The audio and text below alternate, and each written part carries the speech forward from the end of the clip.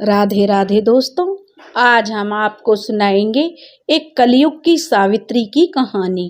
अगर आप हमारे चैनल पर नए हैं तो प्लीज़ हमारे चैनल को सब्सक्राइब करें, वीडियो को लाइक करें और शेयर करें। बनारस के पास एक गांव था दौलतपुर। उस गांव में एक पंडित जी रहते थे जिनका नाम था शीतला प्रसाद पांडे। वो एक प्रकांड पंडित और तांत्रिक थे। वो एक जमींदार भी थे। पंडित जी के 4 बेटे थे। बड़े बेटे का नाम था जगदम्बा प्रसाद। जमींदारी का वह काम देखते थे और खेती बाड़ी करवाते थे। दूसरे नंबर के बेटे का नाम था हरिहर प्रसाद। वो व्यास जी थे। रामायण और महाभारत आदि का पाठ आयोजित कराते थे और परिवार के सभी बाहरी और अंदर के मामले संभालते थे। तीसरे नंबर के बेटे का नाम था बाल मुकुंद जी। वो पिता के साथ ग्राम के सभी घरों में पूजा पाठ और धार्मिक कार्यक्रम का संचालन करवाते थे। और सबसे छोटे बेटे चौथे नंबर का था जो उसका नाम था राधा कृष्ण। वो रेलवे में गार्ड थे और बम्बई में नौकरी करते थे। सभी बेटों में बच्चे एक साथ 3 माताओं के संरक्षण में रहते थे, इसलिए सम्मिलित परिवार में 8 बेटियां और 8 बेटे थे। सावित्री जी इस परिवार की सबसे बड़ी बेटी थी। उनकी एक छोटी बहन थी और एक छोटा भाई था। जब सावित्री जी केवल 10 बरस की थीं, तभी उनकी माता का देहांत किसी बीमारी के कारण हो गया था। पुराने जमाने में बच्चों की शादी कम उम्र में कर दी जाती थी। सावित्री जी का विवाह भी 13 वर्ष की आयु में कर दिया था। उनके पति की उम्र उस समय मात्र 17 साल थी। उनके पति राम कुमार जी के बाबा का नाम केदारनाथ तिवारी था। वे भी एक प्रकांड पंडित थे और ज्योतिषी के ज्ञाता थे। वे अमीर तो नहीं थे, परंतु खाते पीते परिवार के मालिक थे। राम कुमार के पिताजी एक वकील थे और कस्बे के न्यायालय में ही कार्य करते थे। राम कुमार जी सबसे छोटे भाई थे। उनसे छोटी उनकी बहन थी जिसका नाम विद्या था। राम कुमार जी से बड़े भाई का नाम कृष्ण कुमार और सबसे बड़े भाई का नाम सुदर्शन था। दोनों बड़े भाई BHU में पढ़ते थे। राम कुमार कुशाग्र बुद्धि के थे और उस समय वो 11वीं की कक्षा के छात्र थे। 11वीं कक्षा का उस समय बोर्ड का इम्तिहान होता था। उस समय गांव में विद्यालय नहीं हुआ करते थे, इसलिए राम कुमार अपने पिता के साथ ही कस्बे के विद्यालय में पढ़ते थे और पिता के साथ ही रहते थे। सप्ताह में शनिवार की शाम को दोनों बाप बेटा अपने गांव चले जाते थे और सोमवार को फिर वापस आ जाते थे। अपने अपने कार्यक्रम में लग जाते थे। पुराने जमाने में लड़कियों की शिक्षा पर विशेष ध्यान नहीं दिया जाता था, इसलिए सावित्री जी की शिक्षा दीक्षा घर पर ही हो रही थी। वे अक्षर ज्ञान कर चुकी थी। रामायण पढ़ने के अलावा वे पत्र लिखना भी सीख गई थी। घर में रहकर बेटियां घर गृहस्थी के काम के अलावा कढ़ाई बुनाई भी सीखने की कोशिश करती थी। यानी विवाह कम उम्र में कर दिए जाते थे, परंतु लड़कियों को ससुराल नहीं भेजा जाता था। कुछ साल बाद फिर किसी कार्यक्रम के तहत बहुत धन धान्य और उपहारों के साथ उन्हें ससुराल भेजा जाता था। तब तक वे अपने परिवार की सुरक्षा में रहती थी। यह निश्चित किया गया था सावित्री जी को 3 वर्ष के बाद ससुराल भेज दिया जाएगा और घर की स्त्रियों की जिम्मेदारी थी कि वे सावित्री जी को कम से कम दाल चावल बनाना तो सिखा दें। एक दिन निश्चित किया गया कि आज सावित्री खाना पकाएगी और प्रातःकाल सावित्री को नहला धुलाकर रसोई में भेज दिया गया। अब माता तो उनके थी नहीं। 25-30 लोगों का खाना बनना था। बड़े बर्तन में दाल पानी नमक हल्दी डालकर रख दिया पकने। यह तो आसान था। अब चावल की बारी थी। पीतल के बड़े बर्तन में पानी भरकर रख दिया गया और चाची ने कहा, सावित्री जब पानी खोलने लगे तब सारा चावल डाल देना। सावित्री ने वैसा ही किया।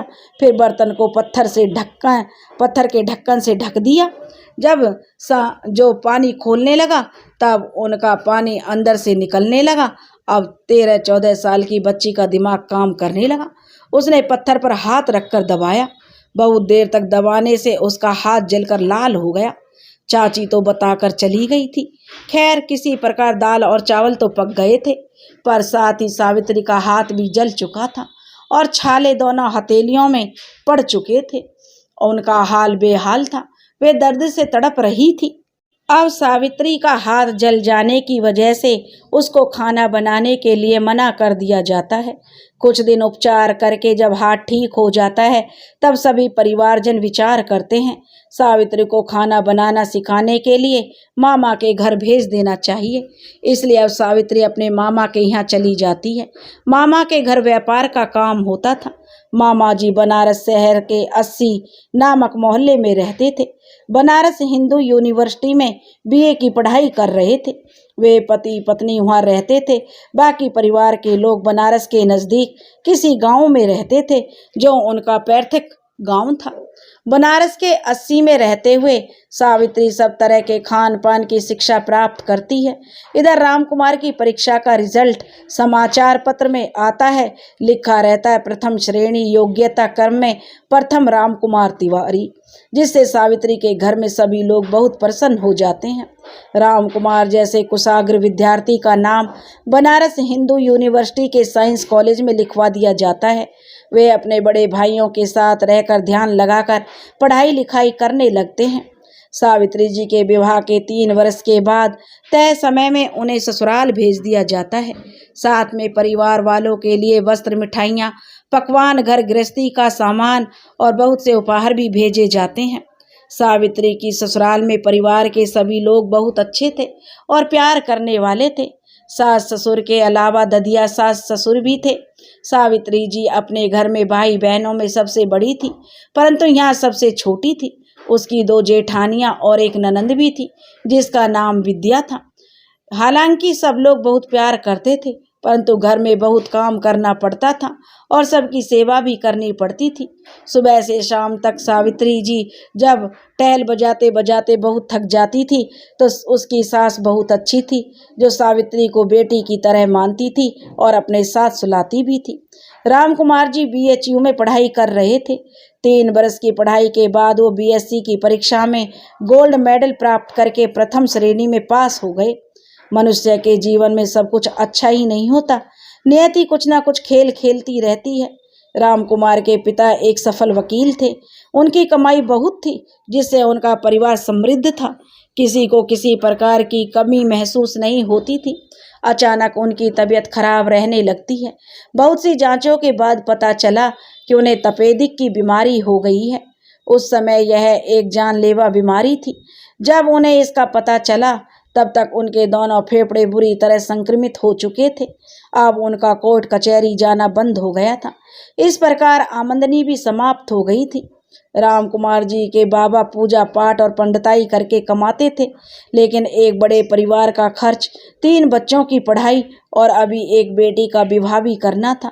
इसी बीच में एक मरीज की दवा और खान पान का खर्च भी उनके ऊपर आ गया, लेकिन उन्होंने हिम्मत कर लिया था कि जो भी होगा देखा जाएगा। हिम्मत नहीं हारी। पहले घर पर ही वकील साहब का इलाज हो रहा था।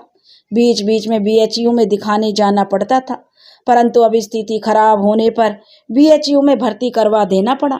वकील साहब के सभी बेटे और उनके माता पिता उनकी बहुत सेवा कर रहे थे, परंतु होनी को कोई नहीं टाल सकता। बहुत इलाज के बाद भी वकील साहब को बचाया नहीं जा सका और उनकी मृत्यु हो गई। परिवार वाले रो धो कर रह गए। अब आगे की रामकुमार की पढ़ाई में बहुत खर्चा आने वाला था। बीएससी में प्रथम स्थान प्राप्त करने वाले रामकुमार का मन इंजीनियर बनने का था। बाबा जी ने कई लोगों से राय लिया कि क्या किया जाए। फार्म भर दिया गया। जिस दिन एडमिशन लेने जाना था उस दिन 5,000 रुपये की आवश्यकता थी, क्योंकि इंजीनियरिंग के लिए विद्यार्थियों को हॉस्टल लेना आवश्यक था। सुबह रामकुमार जी अपने गांव वाले घर से तैयार हुए। दादी ने दही गुड़ खिलाकर माथे पर तिलक लगाया। तब वे बाबा जी से मिलने गए। बाबा जी अपने कमरे में पैसे रुपए का जोड़ तोड़ कर रहे थे। रामकुमार जी ने बाबा का पैर छूकर आशीर्वाद लिया और बोले, बाबा हम एडमिशन लेने जा रहे हैं। बाबा जी ने अपनी भाषा में कहा, भैया कितने रुपया लगेंगे?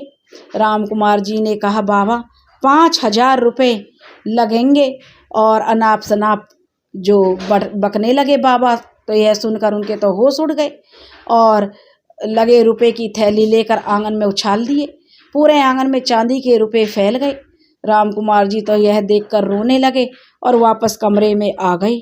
सावित्री जी अपने मायके से आते जाते जो धन पाती थी वह जमा करती जाती थी, वह रामकुमार जी को दे देती है। वे रुपए 2000 से कुछ ऊपर ही थे, लेकिन इन पैसों से कुछ होने वाला नहीं था।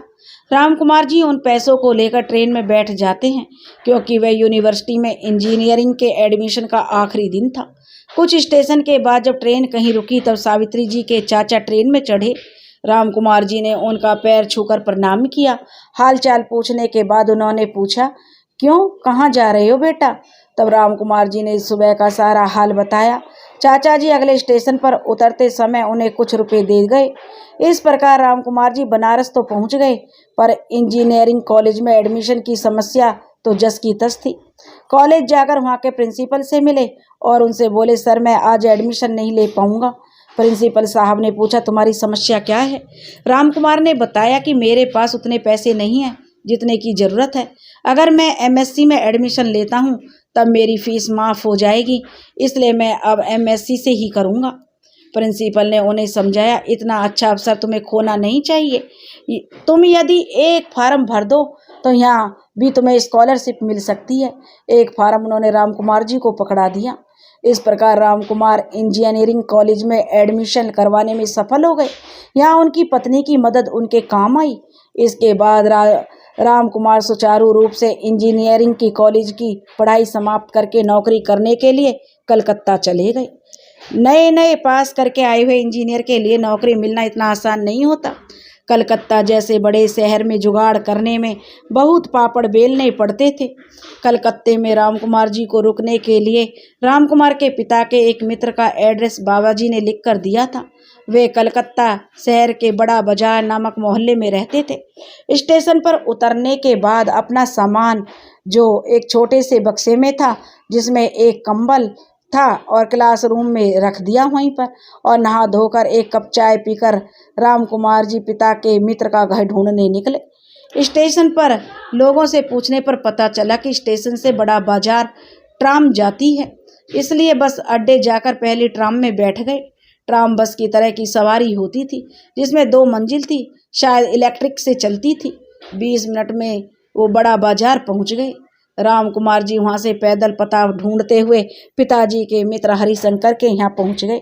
खैर, परिचय बताने पर हरिशंकर जी ने ऐसा दिखाया जैसे वे पहचान रहे हों। हाल चाल जानने के बाद उन्होंने चाय मंगवाकर पिलाया। उसके बाद वे रामकुमार को अपने घर ले गए।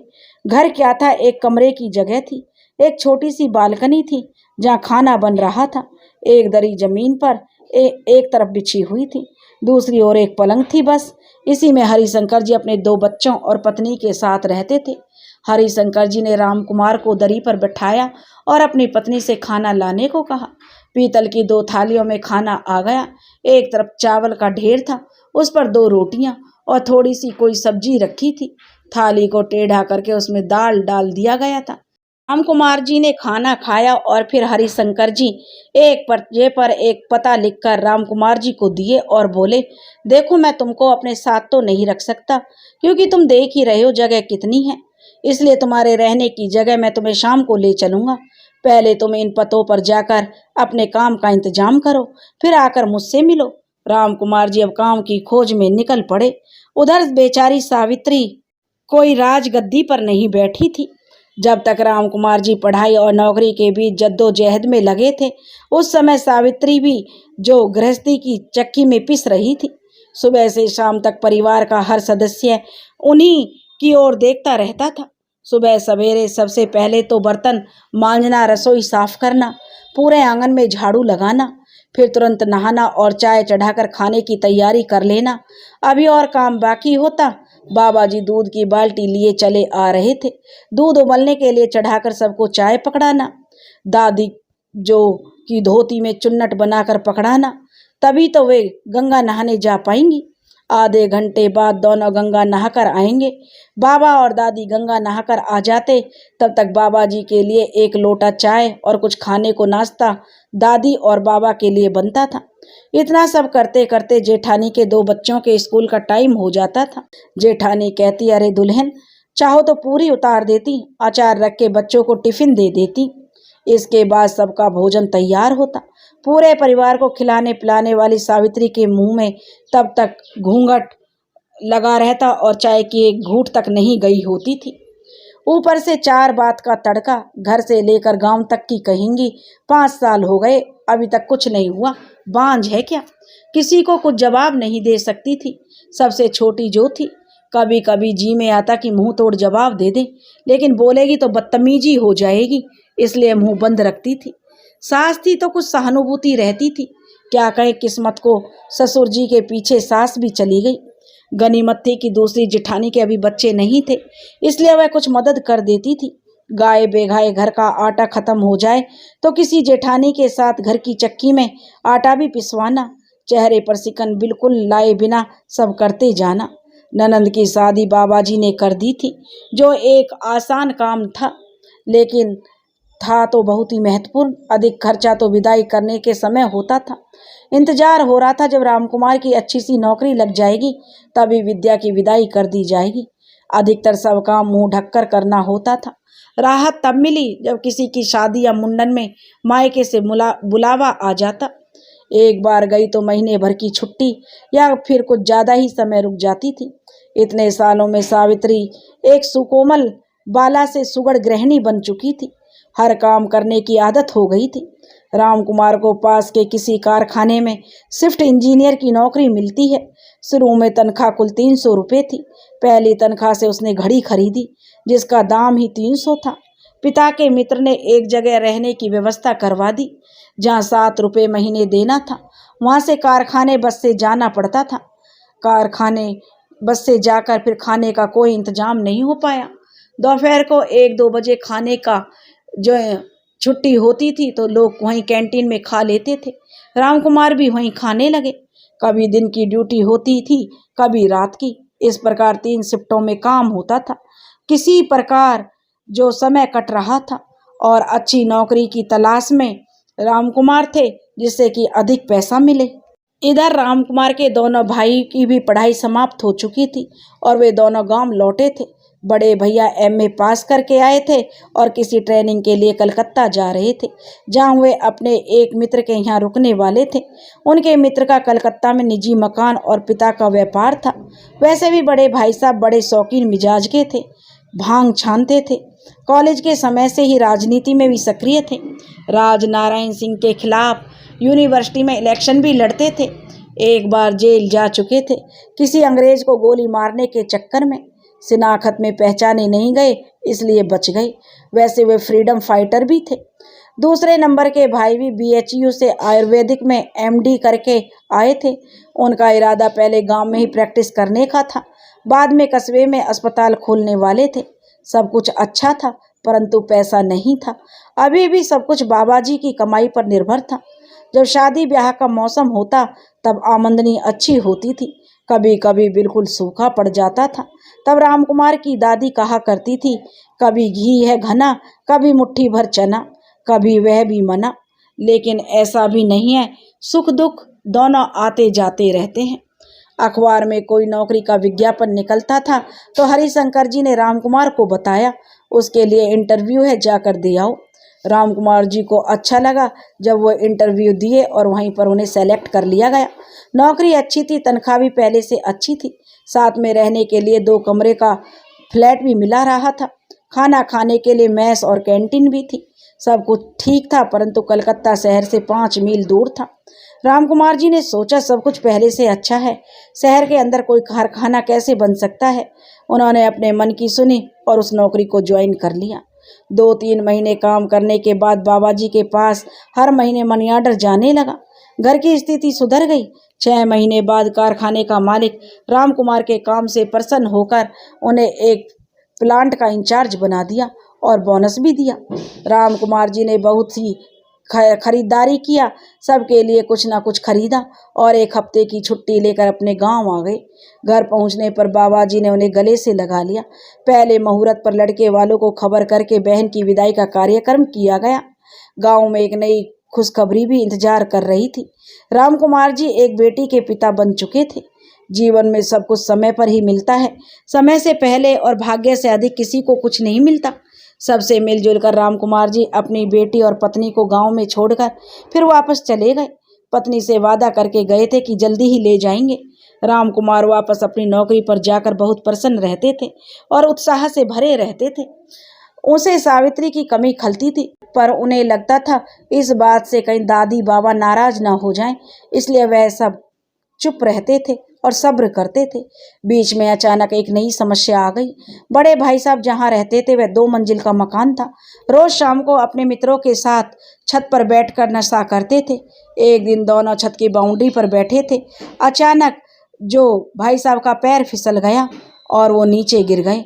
उन्होंने अपने शरीर का वजन एक पैर पर ले लिया था, जिससे उनके एक पैर में फ्रैक्चर हो गया।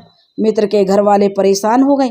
आनन फानन में अपनी जीप में डालकर वे लोग उन्हें हॉस्पिटल लेकर गए। हॉस्पिटल में एडमिट करने के बाद मित्र के घर वालों ने रामकुमार को खबर की। रामकुमार जब हॉस्पिटल पहुंचे तब भाई साहब का ऑपरेशन हो रहा था, इसलिए वे अपने भाई साहब से नहीं मिल पाए। ऑपरेशन भी 2 घंटे तक चला। फिर नींद का इंजेक्शन लगाकर उन्हें सुला दिया गया। डॉक्टर से मिलकर हॉस्पिटल का पैसा भरकर रामकुमार जी दूसरे दिन फिर आने को कहकर चले गए। जाते समय मित्र के पिता ने कहा, घबराने की कोई बात नहीं है, हम लोग ध्यान रखेंगे। भाई के फ्रैक्चर की खबर घर पर कर दी गई तो भाभी जी बाबा जी के साथ कलकत्ता आ गई। भाई साहब के मित्र के यहाँ ही रुक गई। बाबा जी रामकुमार के पास रहने आ गए। एक दिन बाबा जी मेस से खाना खाए, लेकिन बड़े चिंतित हुए। बोले, रामकुमार, तुम यह खाना रोज रोज खाओगे तब बीमार पड़ जाओगे, तुम्हें घर के खाने का इंतजाम करना होगा। बाबा जी फिर वापस गांव चले गए। कहकर गए कि 10 दिन बाद बड़ी बहू को लेने आ जाएंगे। और बाबा जी ने गांव जाकर दादी से कहा, छोटी बहू को तैयार कर दो, 10 दिन के बाद वह मेरे साथ कलकत्ता जाएगी। जब बाबा जी ने फरमान सुना दिया तब किसी के रोकने की हिम्मत नहीं हुई। 10 दिन के बाद बाबा जी ने सावित्री को अपने बच्चे को कलकत्ता जाने के लिए तैयार कर दिया, परंतु घर छोड़कर जाने का उन्हें बहुत दुख हो रहा था, इसलिए बड़े भाई साहब की बेटी को भी साथ ले जाना चाहती थी। सब लोगों ने जो उसे ले जाने के लिए मना कर दिया। रात को ही सब लोग गंगा जी के किनारे मंदिर में सो गए। सुबह नाव से गंगा नदी पार करके मिर्जापुर से जनता एक्सप्रेस में बैठकर कलकत्ता पहुंच गए। पहले तो बड़े भाई वाली जगह गए, क्योंकि रामकुमार जी को यह पता भी नहीं था कि उनकी पत्नी भी आ रही है। वहां से उन्हें फोन कर दिया गया। तब वे आकर बाबा जी को अपने परिवार को अपनी जगह ले गए। इस प्रकार सावित्री जी कलकत्ता पहुंच गई। नई जगह में उन्हें कुछ समझ नहीं आता था। हर चीज नई थी। अंगीठी जलाना भी नहीं आता था। कई कठिनाइयों को पार करने के बाद वे वहां एडजस्ट हो पाई।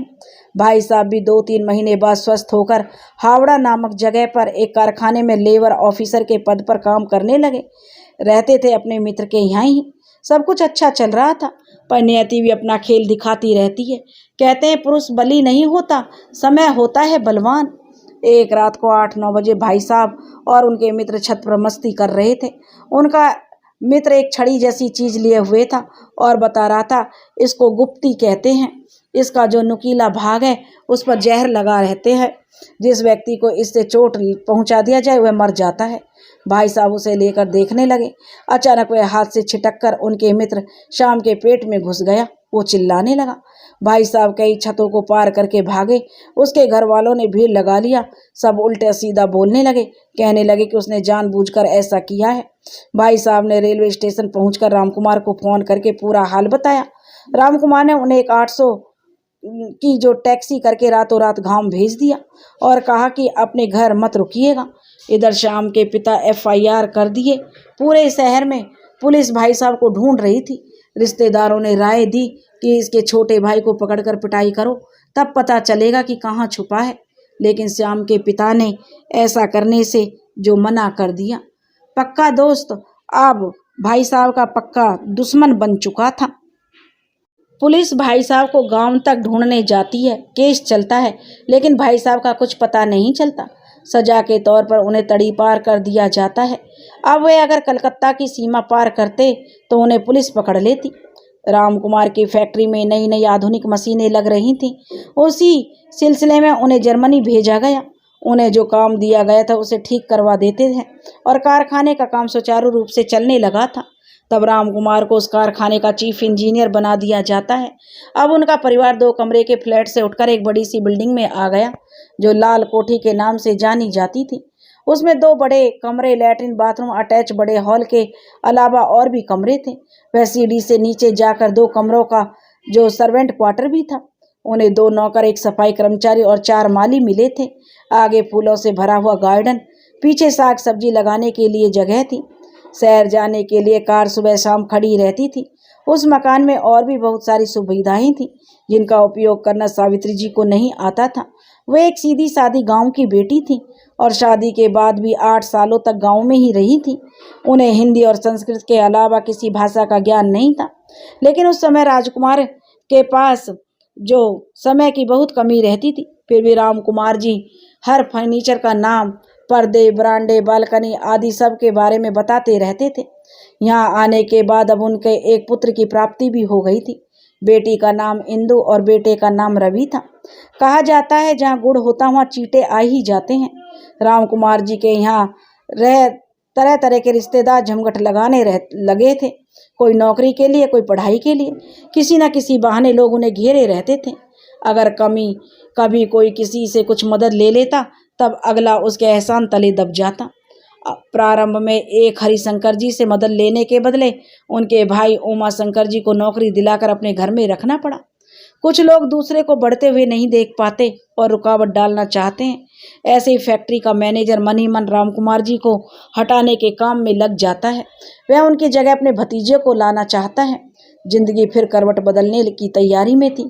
काम की अधिकता और आराम न मिलने की वजह से राम कुमार जी को कुछ थकावट और कमजोरी का एहसास होने लगा, जो धीरे धीरे बढ़ता जा रहा था। छोटी मोटी बीमारी सोचकर कुछ ना कुछ दवा वे खा लिया करते थे। जब तकलीफ ज़्यादा बढ़ने लगी, तब 1 महीने की छुट्टी लेकर गांव चले गए, शायद कुछ आराम करने की स्थिति में कि ठीक हो जाए। कुछ फायदा अवश्य हुआ, लेकिन फिर वापस आकर कुछ दिन के बाद वही तकलीफ शुरू हो गई। काम करने वालों में भी कुछ शुभचिंतक भी थे। राम कुमार जी जिनको अपना समझते थे, उनमें से राय लेकर अपने ठीक से इलाज करवाना चाहते थे। कई तरह की जांच और एक्सरे के बाद पता चला कि राम कुमार जी को भी टीबी नामक बीमारी हो गई है। आज के समय भी टीबी एक जानलेवा बीमारी थी, परंतु आजकल तरह तरह की दवाइयाँ और खान पान से लोग स्वस्थ हो जाते हैं, परंतु उस समय एक असाध्य रोग हुआ करता था। इधर जो रिश्तेदार घर में जमे रहते थे और दिन भर डनलप के गद्दों पर उछलते हुए गप्पे मारते रहते थे, इन्फेक्शन के डर से धीरे धीरे वहाँ से खिसकने लगे कि कहीं उन्हें भी यह इन्फेक्शन ना हो जाए, और मित्र धीरे धीरे घर खाली करने लगे। जब राम कुमार को पता चला कि उन्हें टीबी नामक बीमारी हो गई है, पति पत्नी के ऊपर यह खबर एक वज्रपात के समान थी। राम कुमार के पिता की मृत्यु इसी बीमारी की वजह से हो गई थी। उन्हें 6 महीने तक बीएचयू में भर्ती करवाकर इलाज करवाया गया, पर सब बेकार। सावित्री जी का रो रो कर बुरा हाल हो गया था। उस समय यह एक जानलेवा बीमारी थी जिसका इलाज बहुत कठिन था। वह राम कुमार जी के घर परिवार का कोई नहीं था वहाँ। जो रिश्तेदार घर में रह रहे थे, उनमें एक रघुनाथ जी दूर के रिश्तेदार थे। वे एक टीचर थे और किसी नौकरी के सिलसिले में रुके हुए थे। राम कुमार जी ने उनसे राय लेने का निश्चय किया।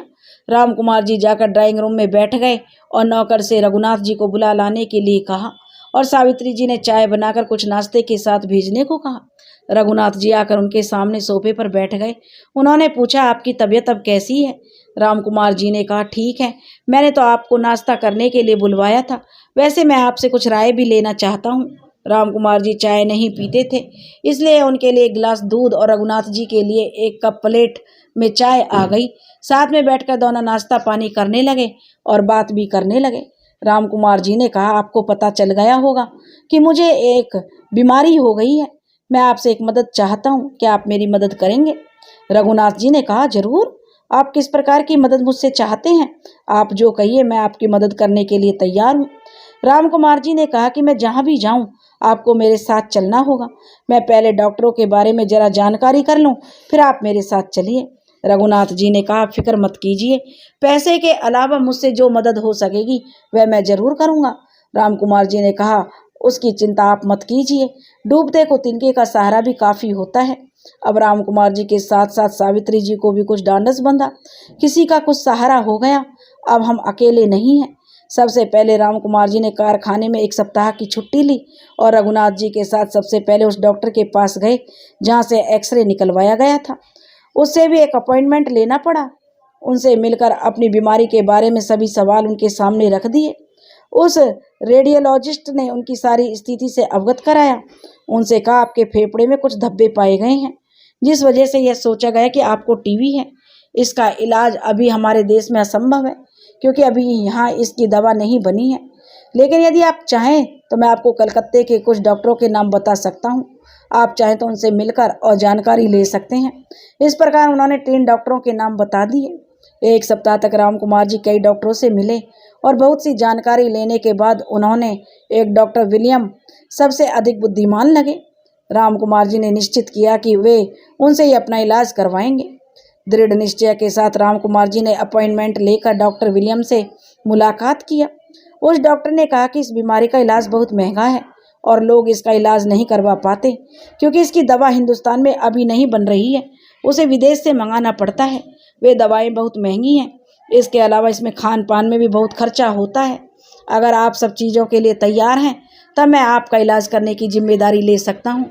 इसका इलाज बहुत लंबा चलता है, लगातार साल भर इलाज करना पड़ेगा। यदि आप बीच में लापरवाही करते हैं या छोड़ देते हैं तब मरीज का ठीक होना असंभव होता है। दवा के साथ साथ दुआ भी जो जरूर असर करती है। अगर सब कुछ ठीक रहा तो ईश्वर की कृपा हुई तो आप ठीक हो सकते हैं। घर आकर रामकुमार अपनी पत्नी से विचार विमर्श करते हैं। रामकुमार जी ने निश्चय किया कि वो डॉक्टर विलियम से ही इलाज करवाएंगे। इस बीमारी से संबंधित कई पुस्तकें वो घर में ले आते हैं, क्योंकि सावित्री भी इस बीमारी के बारे में जानकारी करना चाहती थी। सभी पुस्तकें हिंदी भाषा की थी, क्योंकि हिंदी के अलावा और कोई भाषा वे नहीं जानती थी। उन पुस्तकों में तरह तरह के चित्र दिखाए गए थे, जिनसे ज्ञात होता था कि टीबी मतलब एक भयानक बीमारी है। इसके कीटाणु सांस के द्वारा शरीर के जो फेफड़े नामक भाग में प्रवेश कर जाते हैं।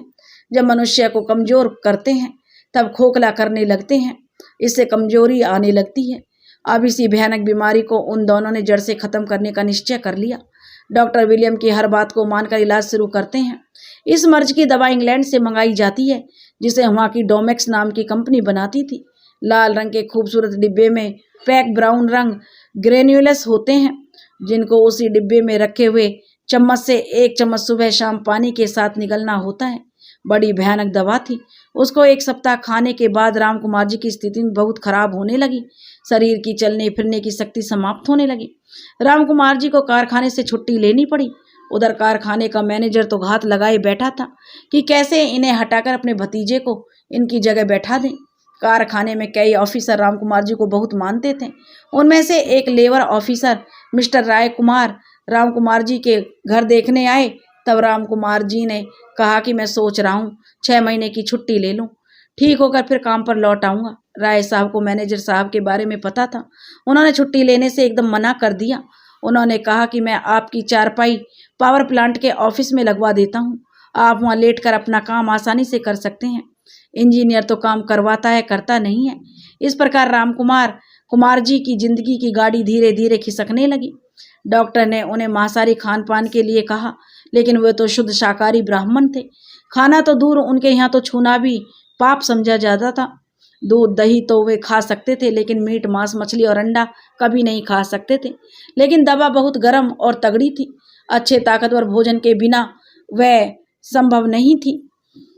सावित्री जी ने भी कुछ करना पड़े वो कहने लगी, लेकिन बीमारी से छुटकारा पाने के लिए वो सब कुछ किया जाएगा। राम कुमार जी के भाई को कलकत्ते की सीमा में प्रवेश वर्जित था, परंतु कलकत्ते की सीमा के बाहर वो रह सकते थे। जब उन्हें राम कुमार जी की बीमारी के बारे में पता चला तब वे राम कुमार जी के यहाँ किसी प्रकार आ गए। अब कुछ आसानी हो गई।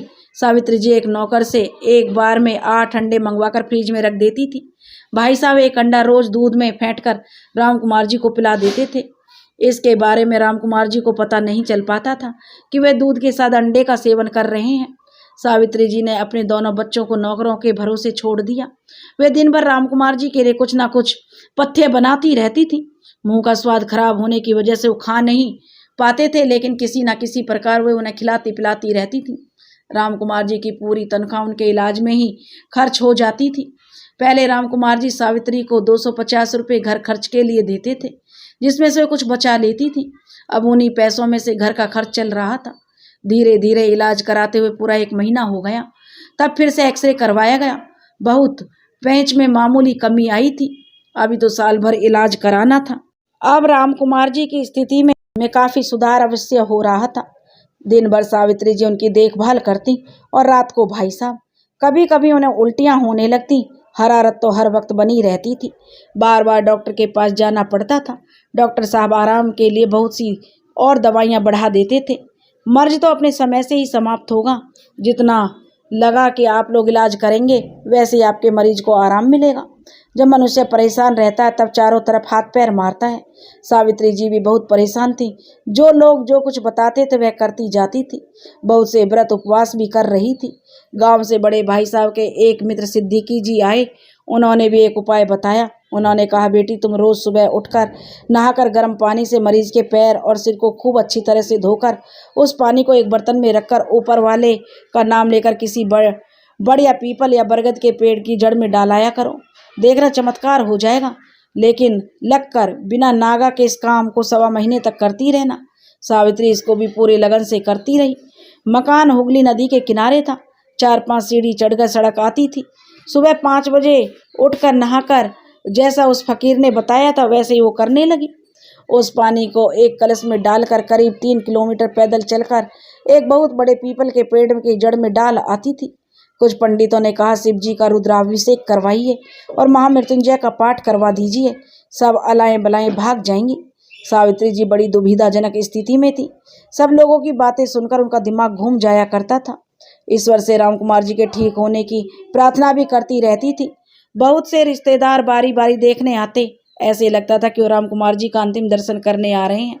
यह सब सावित्री जी को अच्छा नहीं लगता था, लेकिन रोने के अलावा उनके हाथ में कुछ नहीं था।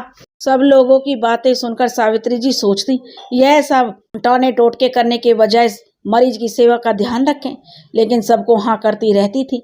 उन्होंने देवी देवताओं को मानती थी, पर जब मेरे पति स्वस्थ हो जाएंगे तब मैं विंध्याचल महारानी के दर्शन करूंगी, शंकर भगवान का रुद्राभिषेक करवाऊंगी। लेकिन महामृत्युंजय का जाप उन्होंने तुरंत करवाने का विचार किया। कहते महामृत्युंजय का पाठ सुनकर इंसान मौत के मुंह से भी वापस आ जाता है। इतना सब कुछ हो रहा था, तब बाबा जी को खबर कैसे नहीं पहुंची। बाबा जी भी तो खबर लग गई होगी, वे भी भागे चले आए। साथ में राम कुमार जी की इकलौती बहन भी आ गई। जिस दिन बाबा जी घर आए, दिन भर की थकी हुई सावित्री जी थोड़ी देर के लिए पीठ सीधी करने के लिए हॉल के कोने में लगे हुए बिस्तर पर लेटी हुई थी। बाबा जी एकदम से चिल्लाते हुए घर में प्रवेश किए। उनकी आवाज से हड़बड़ाकर सावित्री जी बिस्तर से नीचे गिर गईं। बाबा जी के सामने वे अभी भी पर्दा करती थी। चोट लगने के बावजूद वे किसी प्रकार वहीं गुड़ी मुड़ी होकर जमीन पर बैठी रह गईं। बाबा जी अपने पोते को पकड़कर जोर जोर से रोने लगे। उन्होंने तो अपना बेटा इसी बीमारी में खो दिया था। अब वे अपने पोते को खोने के डर से रो रहे थे। किसी प्रकार बड़े भाई साहब ने उन्हें संभाला। सावित्री जी की ननद बेटे के जन्म के बाद पहली बार मिल रही थी। दूसरे दिन जब सभी लोग इधर उधर चले गए तब राम कुमार जी की बहन सावित्री जी से कहने लगी, भाभी जब तुम्हारा बेटा हुआ तुमने हमें कोई नेग नहीं दिया। सावित्री जी ने कहा, तुम मिली ही नहीं तो कहाँ से देती। बहन ने कहा, तो अभी दे दो ना। सावित्री जी ने कहा, भैया को ठीक हो जाने दो तब दे दूंगी। तो बहन ने कहा, जब मर जाएंगे तब क्या दोगी। सावित्री जी दुखी होकर रोने लगी और गले की मटर माला उतार कर फेंक दी। जाने कैसी बहन थी। राम कुमार जी के इलाज के साथ साथ पूजा पाठ तंत्र मंत्र भी चल रहा था, जिससे किसी तरह वो ठीक हो जाएं। बाबा जी अपने साथ राम कुमार को गांव ले जाना चाहते थे, परंतु सावित्री जी ने एकदम मना कर दिया। उन्होंने कहा, 6 महीने का समय डॉक्टर ने दिया है, 6 महीने के बाद वो यहाँ से जा सकेंगे। इलाज पूरा करना आवश्यक है। बाबा जी रो धोकर अपनी पोती के साथ वापस आ गए। इधर सावित्री जी ने पंडितों से विचार विमर्श करके महामृत्युंजय का पाठ बैठवा दिया और संकल्प ले लिया। 7 ब्राह्मण 36,000 मंत्र का पाठ करने लगे। 11 दिन तक पाठ करने के पश्चात समापन किया गया। ब्राह्मणों को भोजन करवाकर बहुत सारा दान और वस्त्र इत्यादि देकर विदा किया गया। पता नहीं इसका कुछ प्रभाव पड़ता है कि नहीं, परंतु मन को शांति अवश्य मिलती थी। इलाज करते हुए 3 महीने बीत चुके थे। अब तक इतना तो सुधार हो गया कि राम कुमार जी चलकर बरामदे में बैठ पा रहे थे। सावित्री जी को विश्वास हो गया कि ये अवश्य स्वस्थ हो जाएंगे। उनका व्रत उपवास भी चल रहा था। आश्चर्यजनक बात थी कि जिस पेड़ में वो पानी डालती थी वह पेड़ भी सूख चुका था। शायद उसे भी टीवी के कीटाणु लग गए थे। सावित्री जी एकदम कृशकाय हो गई थी, परंतु वे बीमार नहीं होना चाहती थी। वह अपने दोनों बच्चों की ओर से चिंता छोड़ चुकी थी। एक नौकर और बूढ़ी नौकरानी उनकी देखभाल कर रहे थे। कभी कभी बच्चे भी अस्वस्थ हो जाते, तब बड़े भाई साहब उनका ख्याल रखते। सावित्री और सत्यवान की कथा में सावित्री जी के तप करने से ही ईश्वर प्रकट होकर उनकी समस्या का समाधान कर देते हैं, परंतु यहाँ तो हर कदम पर कठिनाइयों का सामना करना पड़ रहा था। आर्थिक विपन्नता भी आ गई थी, क्योंकि रखा हुआ धन तो समाप्त होने की कगार पर था। अब भी पैसों की आवश्यकता थी। रामकुमार जी के इलाज और खान पान में कोई कमी नहीं करना चाहती थी। ऐसे समय में फिर सावित्री जी को हरिशंकर जी की याद आई। उन्होंने फोन करवाकर उन्हें बुलवाया और उनको अपने साथ ही 4 सोने की चूड़ियां देकर गिरवी रखवाकर रुपए ले आने का निवेदन किया। हरिशंकर जी ने अपने पास से पैसे दे दिए। बाद में उनकी चूड़ियां उन्हें लौटा दी गई थी। एक्सरे में भी सुधार दिखाई दे रहा था। एक दिन थककर जब सावित्री जी आराम कर रही थी तो कुछ देर के लिए उनकी आंख लग गई। उसी समय उन्हें लगा जैसे कोई बड़ी दाढ़ी वाला आदमी उनके सामने आया और बोला, माँ कागज देवें। सावित्री जी ने कहा, अभी पेपर नहीं है, बाद में आना। वह रद्दी पेपर खरीदने वाला था। एक स्लेट पर उन्होंने कुछ लिखा, फिर बोला, अभी बहुत समय है। बाकी जो सावित्री जी की नींद खुल गई। वे सोचने लगी, ये मनुष्य कौन था? बड़ी हुई सफेद दाढ़ी वाले ब्रह्मा जी थे क्या? मुझे मुस्कुराकर आशीर्वाद देकर गए हैं। उठकर उन्होंने ईश्वर को हाथ जोड़कर कहा, प्रभु तुम्हारी लीला अपरंपार है, मेरे पति का जीवन तुम्हारे हाथ है। उस समय उनके आंखों में आंसू बह रहे थे। 6 महीने तक इलाज के बाद एक्सरे की रिपोर्ट करीब करीब नॉर्मल आ गई थी। मर्ज समाप्त हो जाता है पर अपना निशान छोड़ जाता है। 6 महीने बाद भी राजकुमार की दवा और परहेज करते रहे। फैक्ट्री का पुराना मैनेजर बदल चुका था। नए मैनेजर मिस्टर डांगा आ गए थे। उन्होंने कहा, तिवारी जी आप 1 महीने की छुट्टी लेकर स्वास्थ्य लाभ कीजिए। फिर जब बाबा जी मिलने आए तब रामकुमार सह परिवार गांव चले गए। 1 महीने बाद भी उन्होंने अपनी छुट्टियां 15 दिन और बढ़वा ली। वैसे तो वो एकदम स्वस्थ हो चुके थे, परंतु अभी भी उनके खाने पीने का विशेष ध्यान रखा जा रहा था। इसके बाद रामकुमार जी बहुत लंबी आयु तक जीवित रहे और अपने करियर को बुलंदियों को प्राप्त करके रिटायर हुए और 88 साल की उम्र में अपनी इच्छा मृत्यु को प्राप्त हुए। जीवन पर्यंत भी सावित्री जी का साथ रहा, फिर साथ साथ चले गए। दोस्तों, इस कलयुग की सावित्री की कहानी आपको कैसी लगी? अगर आप हमारे चैनल पर नए हैं तो प्लीज़ हमारे चैनल को सब्सक्राइब करें, वीडियो को लाइक करें और शेयर करें। राधे राधे।